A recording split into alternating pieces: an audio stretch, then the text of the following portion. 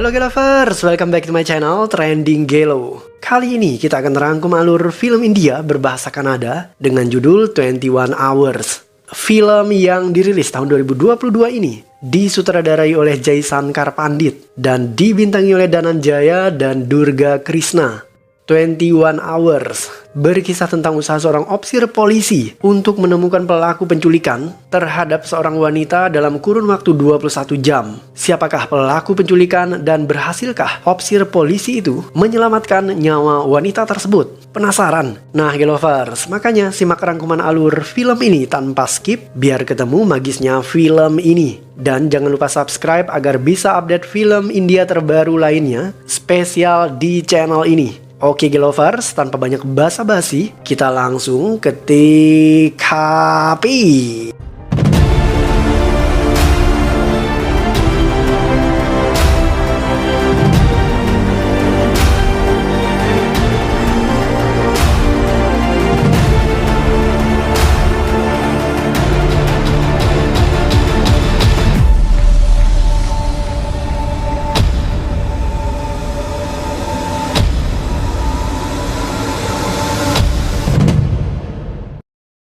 Pak Tua Giris terlihat begitu gelisah.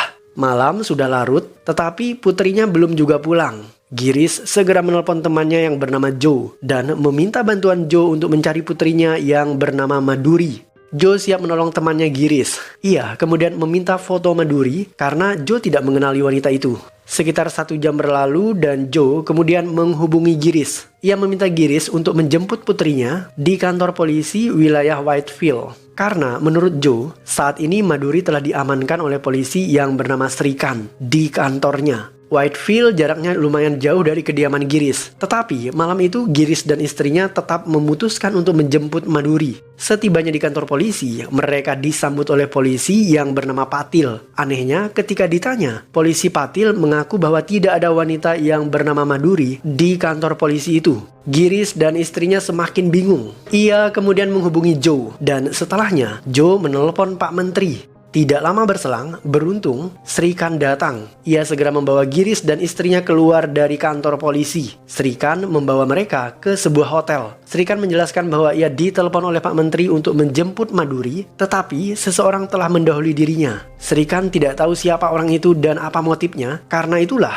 ia mengumpulkan semua tersangka di sebuah hotel supaya bisa menginterogasi mereka. Srikan tidak membawa tersangka ke kantor polisi karena ia takut berita kehilangan Madhuri akan menjadi konsumsi media. Untuk menangani kasus tersebut, Srikan dibantu oleh 2 orang polisi yaitu Weda dan Arya. Selain ayah dan ibu Madhuri, para tersangka lainnya adalah Ranjit dan ibunya. Ia seorang pengusaha sukses. Walaupun menikah, namun Ranjit sejatinya adalah penyuka sesama jenis. Sementara ibu Ranjit yang bernama Nyonya Sonia adalah ketua asosiasi wanita. Selain itu, Srikan juga menahan tersangka lainnya yang bernama Pisal. Visal adalah sahabat sekaligus mantan Madhuri. Dan tersangka terakhir adalah Joe, seorang pengusaha kaya pemilik diskotik.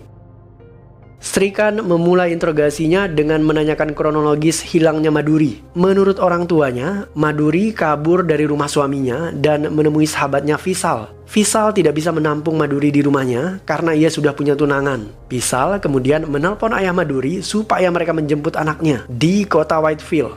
Madhuri kecewa karena Visal menolak dirinya. Karena itulah ia kabur dari rumah Visal. Ayah Madhuri kemudian meminta bantuan Joe supaya mengamankan Madhuri karena dulunya Madhuri pernah terjerumus dalam penyalahgunaan narkotika akibat bergaul dengan Visal. Dan pada akhirnya Joe meminta Tuan Giris dan istrinya untuk menjemput Madhuri yang sedang diamankan di kantor polisi Whitefield. Kenyataannya, ketika mereka tiba di sana, Madhuri tidak ada dan polisi Srikan mengaku tidak pernah menjemput Madhuri. Srikan menemui Ranjit dan ibunya. Mereka ditempatkan di kamar hotel yang terpisah dari para tersangka lainnya. Dari keterangan Ranjit, diketahui jika Madhuri tidak akur dengan ibu mertuanya. Nyonya Sonia menginginkan seorang cucu. Tetapi setelah beberapa tahun menikah, Ranjit dan Madhuri masih juga belum punya anak. Srikan mengetahui jika Ranjit adalah seorang homoseks. Ia mengetahui itu setelah melihat pesan WA Ranjit. Srikan secara belak-belakan mengatakan kepada Nyonya Sonia bahwa seharusnya ia tidak menyalahkan Madhuri. Karena kenyataannya Ranjitlah yang tidak menginginkan Madhuri. Ranjit menikah hanya untuk menutupi kedoknya. Ranjit tersinggung dengan ucapan Srikan. Menurut Ranjit, ucapan itu adalah pelanggaran privasi dan ia bisa dituntut karena pencemaran nama baik. Srikan tidak takut dengan gertakan Ranjit. Jika Ranjit berani menuntut dirinya, maka Srikan akan mengekspos kasus itu di media dan hal itu bisa memojokkan posisi Ibu Ranjit karena beliau adalah Presiden Asosiasi Wanita. Why you worried? Don't be scared. Srikan menginterogasi Vishal. Dari keterangan Vishal, ketahuan jika Madhuri sering mengeluhkan kondisi pernikahannya. Ranjit, suaminya, tidak bisa menjadi pria sejati. Ia sering menolak jika diajak berhubungan badan. Madhuri bahkan pernah secara terang-terangan memberitahu Ibu Ranjit terkait masalah anaknya, tetapi Ranjit justru memukul Madhuri. Sejak saat itu, Madhuri tidak betah lagi di rumah itu. Madhuri juga enggan ke rumah orang tuanya karena ayah angkatnya yang bernama Giris tidak menyukai Madhuri. Karena itulah Madhuri kabur ke Whitefield untuk menemui Vishal. Madhuri mengajak Vishal menikah, tetapi tentu saja Vishal menolak karena Vishal sendiri sudah bertunangan dan ia akan menikah 2 bulan lagi. Madhuri merasa kecewa karena semua orang seakan meninggalkan dirinya. Ia kemudian meninggalkan kediaman Vishal. Vishal khawatir jika Madhuri akan melakukan hal konyol seperti bunuh diri atau mengkonsumsi narkoba dan lain sebagainya. Ia kemudian membuntuti Madhuri dan malam itu Vishal melihat Madhuri dijemput oleh seorang wanita. Srikan tidak percaya akan cerita Vishal karena ia mengetahui jika Vishal mengkonsumsi narkoba. Srikan berasumsi kemungkinan Vishal selingkuh dengan Madhuri dan mereka ketahuan tunangannya, sehingga Madhuri diusir dari rumah Vishal. Selanjutnya, Srikan mendatangi Joe. Joe mengaku bahwa ia adalah teman dari Tuan Giris. Malam itu, Tuan Giris meminta bantuan Joe untuk mencari anaknya Madhuri. Joe kemudian meminta bantuan Pak Menteri. Kebetulan Joe berteman baik dengan Menteri. Pak Menteri kemudian menelpon Srikan dan setelahnya ia memberikan nomor HP Joe kepada Srikan. Srikan kemudian menelpon Joe dan meminta foto Madhuri agar ia bisa menjemputnya. Dari keterangan yang diberikan oleh Joe, Srikan tahu jika Joe berbohong. Srikan tidak pernah menghubungi Joe. Ia bahkan meminta Joe untuk mendeteksi suara dirinya. Tetapi Joe mengaku tidak bisa mengingat suara si penelpon karena saat itu ia sedang berada di klub malam dan suara musik terlalu kencang. Untuk membuktikan jika penelpon itu Srikan atau bukan, Joe diminta menelpon kembali nomor ponsel itu. Ketika dihubungi, nomor itu ternyata tidak aktif dan ponsel Srikan justru tidak berdering. Padahal saat itu Srikan memegang HP-nya. Srikan berasumsi jika Joe menculik Madhuri dan ia menjualnya karena Joe punya bisnis prostitusi yang berkedok spa. Polisi menemukan mayat seseorang yang diduga mayat Madhuri. Srikan bersama asistennya Arya dan Veda segera membawa orang tua Madhuri ke kamar mayat. Di sana, Madhuri terbujur kaku dengan luka di bagian leher. Selain mayat Madhuri, polisi juga menemukan 3 mayat lainnya dan mereka adalah mafia sindikat narkoba. Ayah tiri Madhuri terlihat begitu kesal kepada polisi Srikan yang dianggap gagal menyelamatkan putrinya. Ibu Madhuri sendiri melimpahkan kesalahan kepada suaminya karena dianggap gagal menjaga Madhuri. Ternyata Madhuri memang pernah mengkonsumsi narkoba sejak usia 16 tahun. Hanya saja mereka tidak mau merehabilitasi Madhuri supaya bisa merahasiakannya dari media.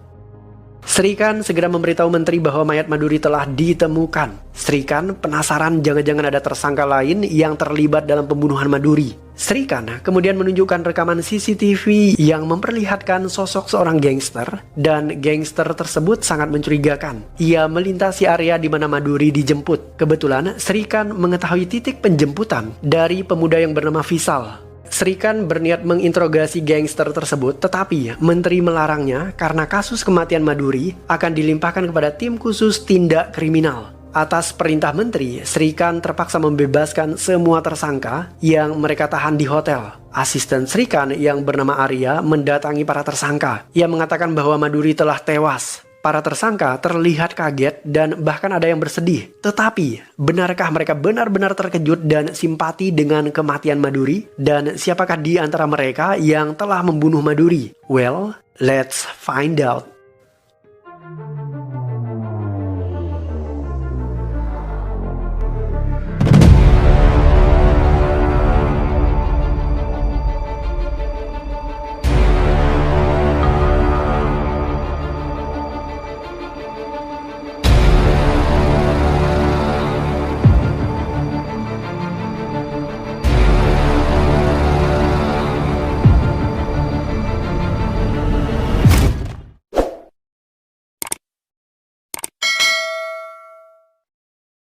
Polisi Srikan tertawa senang setelah mengetahui jika kasus itu akan dilimpahkan kepada polisi khusus tindak kriminal. Ia kemudian bergegas menuju ke suatu tempat dan mengambil tas yang disembunyikan di bawah tanah. Mendadak seorang gangster bernama Motai menodong pistol ke arahnya. Motai mengaku jika ia adalah teman Revati. Srikan dengan begitu mudah membabat Motai. Ia menembaknya hingga tewas.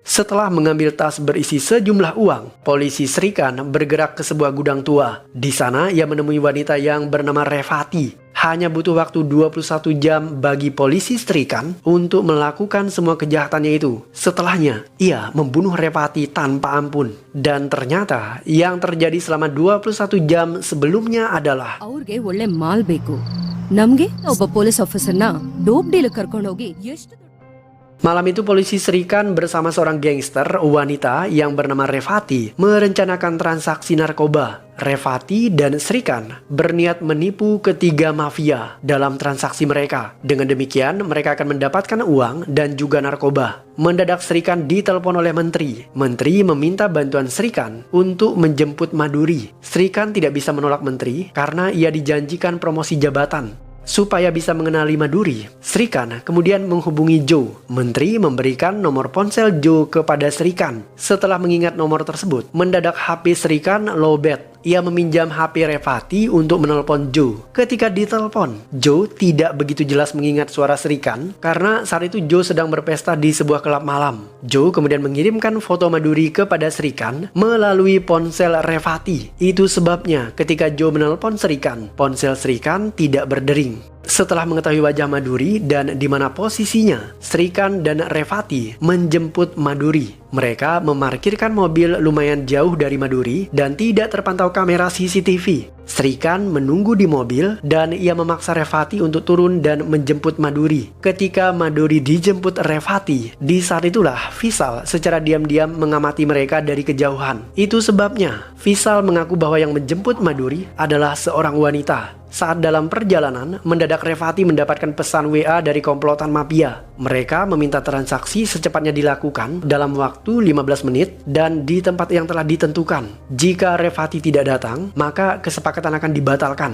Revati dan Srikan tidak punya waktu untuk mengantar Maduri ke kantor polisi. Mereka terpaksa melakukan transaksi narkoba dengan membawa Maduri. Setibanya di tempat yang telah ditentukan, Revati dan Srikan keluar dari mobil. Di saat itulah seorang penjahat masuk ke dalam mobil dan membunuh Maduri. Para penjahat telah mengetahui jika Srikan adalah polisi. Mereka kemudian menyerang Srikan, tetapi Srikan lebih cekatan dan dominan.